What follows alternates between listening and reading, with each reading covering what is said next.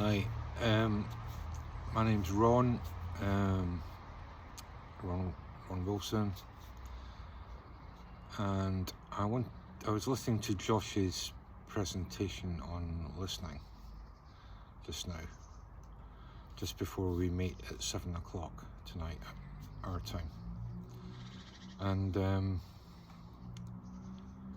was an incident that I'm sat in my backyard here. The cherry tree is behind me, and when I was listening to the presentation, it brought to mind a incident that happened 2 or 3 years ago by my back door, and what happened was I quite often in the middle of the night get up because I wake up,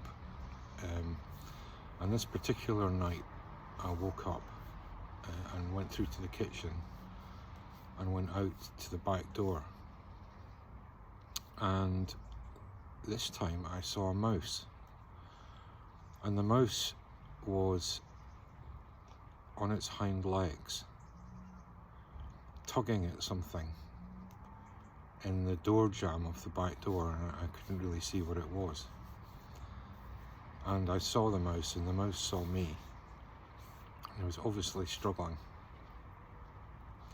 And the mouse came up to me, came right up to my foot. Normally what happens if a mouse sees you, as you probably know, they scurry off into a dark corner somewhere, and that's kind of it.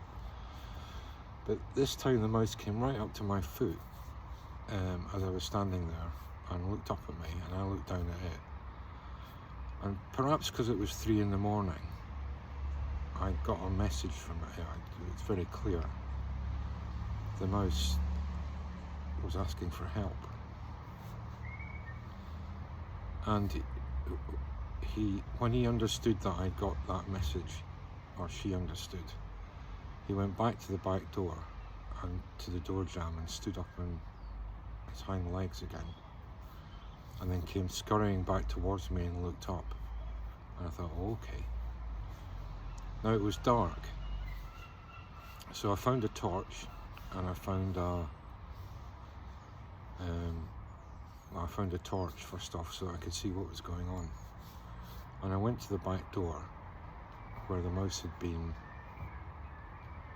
struggling with something, and I found that there was a baby mouse lodged between the door jamb and the wall. There's a bit of a gap. It's quite an old house there, so there's lots of drafts and gaps.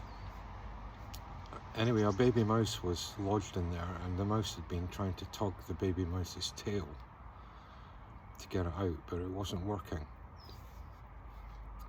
And so once I'd worked out what the situation was, I went and found a pencil, because I thought something long and thin so that I could get it into the door jamb. And with the help of the torch and the pencil, I managed to ease the baby mouse out the door jamb. Now all this time the mother mouse, or the adult mouse, was just stayed slightly behind me, didn't run off, stayed slightly behind me, and but was there and watching to see what I was doing. And I got the baby mouse out, and I plopped it on the floor, and it was clearly in a bad way exhausted. But I then thought the best thing to do is just to give them some time, and I went off out into the garden.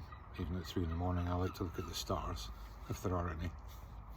Well, they're always there, but it's whether it's cloudy or not. And when I came back, the baby mouse and the mother mouse, or adult mouse, had gone. And I thought, oh, okay, I've been of help, I thought. And I don't know whether you know that feeling when you kind of speak to or you get a sense from the animal world that there's communication happening. It's kind of it's kind of a different vibration. The air is slightly different. Everything's slightly different. It's almost like immediately on the same wavelength as the animal, and getting the message. Now, that was great. So I thought, oh, I've been some good to the animal world. But now I don't know whether it was the same mouse or not, and I don't know whether that baby mouse survived because it was clearly exhausted. But I'm pretty sure the adult mouse would have done everything to revive it, now that it got out of its jam, as it were. 2 or 3 days later, I was standing by the back door, again broad daylight, and I noticed something on the doormat, and it was a little baby mouse, and it was just sort of curled up, sitting, and very active.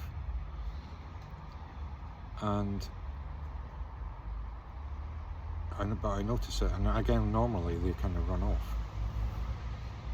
So, for this baby mouse, and I was there with my partner at the time, this baby mouse came onto my foot and climbed onto my slippers and ran up my trouser leg, which is not, maybe it was baby and it didn't know any better, but it's not the sort of behaviour you kind of expect.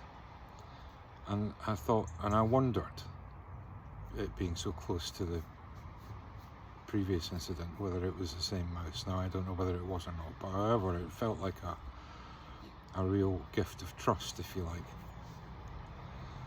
And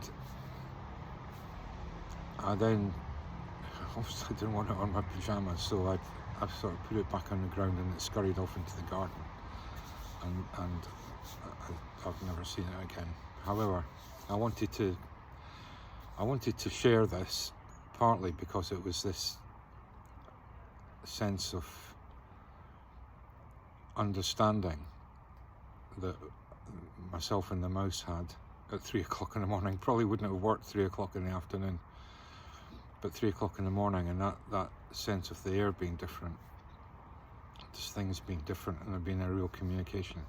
So I wanted to share that, and also by way of making a first video for this course, which I haven't done, so that you can see my face and hear my voice, and to kind of say hello, really. And I thought the story was relevant to what Josh's presentation. Okay, so that's probably enough for now. Thank you.